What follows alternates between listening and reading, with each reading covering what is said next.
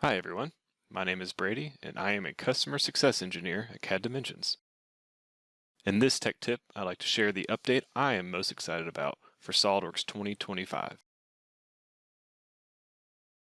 Every year we see exciting new features with each new release of SOLIDWORKS, and this year is no different. New to 2025, all 3D Experience SOLIDWORKS and SOLIDWORKS with Cloud Services license will include our flagship CAM offering, Delmia Shop Floor Programmer. Powered by the same technology already used in the SOLIDWORKS CAM add-in you're familiar with, Shop4 Programmer combines the best of CAMWorks CNC programming with the power of the 3D Experience Cloud platform. Add in several high-end capabilities not currently found in SOLIDWORKS CAM, and you have one of the most exciting updates for SOLIDWORKS yet.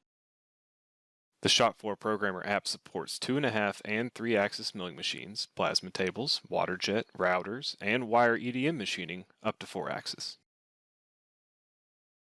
It features full machine context programming and simulation, a manufacturability checker, a simple user interface and setup wizard, automatic feature recognition, and my personal favorite capability, nesting.